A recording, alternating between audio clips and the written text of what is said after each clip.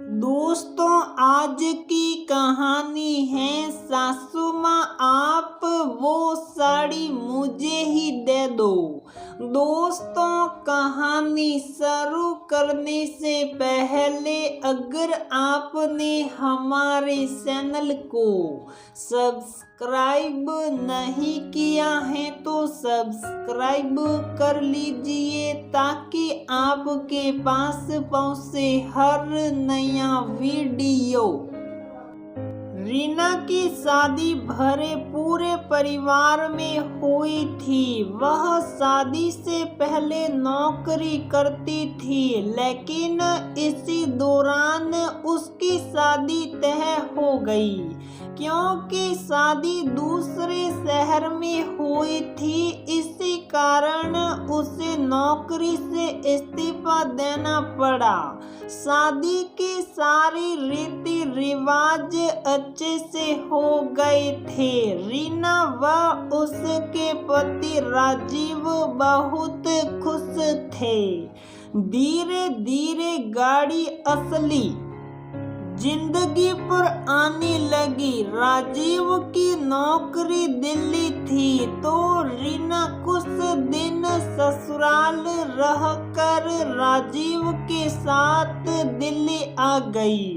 Rajiv office जाते तो रीना घर पर बोर होती रहती।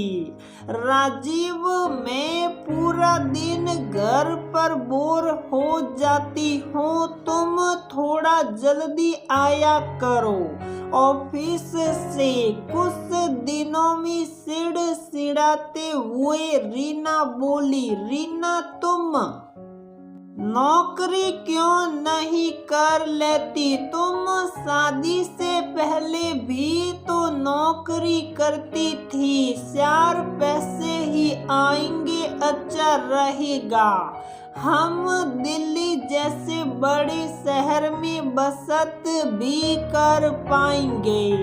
राजीव ने रीना को सुझाव दिया। रीना ने अगले दिन ही अपना सीवी तैयार कर किया और उसके कुछ प्रिंट आउट निकाल कर पास के ही कुछ स्कूलों में दे आई। कुछ स्कूल से उसे कॉल आई और पास के ही एक स्कूल में उसकी नौकरी पक्की हो गई।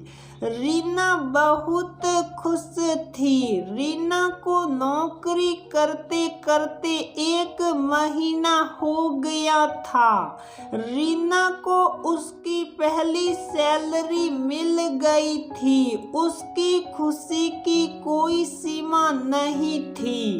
उसने उस सैलरी से सबसे पहले अपने पति के लिए एक घड़ी खरीदी। फिर उसने बातों ही बातों में सास ससुर जेठ जेठानी देवर देवरानी सब से उनकी जरूरत का सामान पूछ लिया था।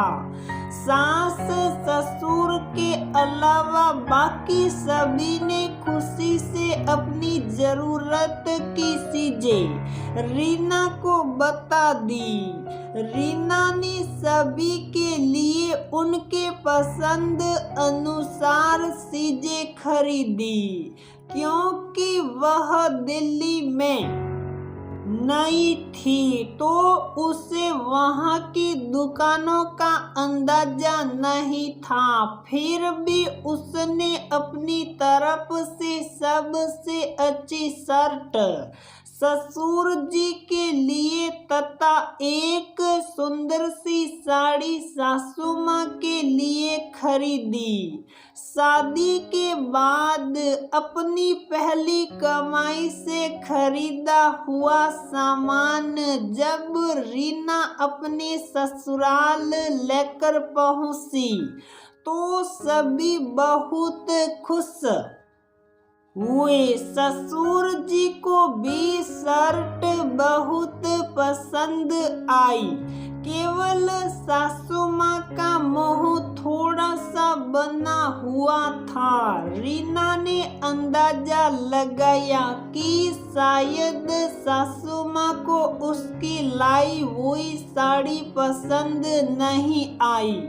रीना ने कहा, मम्मी अगर ये साड़ी आपको नहीं पसंद है तो मेरे साथ बाजार चल कर मेरी तरफ से एक साड़ी अपने लिए ले लीजिए। नहीं, कोई बात नहीं, सास बोली, ये साड़ी मैं ले लूंगी, मुझे तो ये पसंद है ही। अगर आपको नहीं पसंद तो आप प्लीज दूसरी ले लीजिए अपनी पसंद की। रीना बोली, नहीं मैं पहन लूंगी। काफी समय तक सासू माँ ने साड़ी तैयार नहीं करवाई। रीना को बहुत दुख हुआ। रीना अपनी सासू माँ की आदत देखकर दांतों तले उंगली दबाने लगी कि ना तो सासू माँ साड़ी वापस ही दे रही हैं और ना ही उसको तैयार करवा रही हैं। उसको एक उपाय सूझा। इस बार जब वो आई तब वह जिद पर अड़ गई। नहीं मम्मी जी, आप वो साड़ी मुझे ही दे दो, आप दूसरी ले लो अपनी पसंद की। रीना की जहादा पीछे पड़ने पर सास समझ गई कि अब ये नहीं मानने वाली, ये साड़ी लेकर ही रहेगी और मेरे हाथ से एक सुंदर सी साड़ी निकल जाएगी। तब जाकर उन्होंने उस साड़ी को तैयार करवाया जिसको पहनकर वो अपने आप को बार बार आईने में निहारती नहीं थक रही थी। दोस्तों, कभी कभी ऐसा होता है कि किसी का लाया हुआ उपहार हमें पसंद तो होता है, लेकिन हम उसको ये दर्शाते नहीं हैं। खासकर सास बहू के रिश्ते में।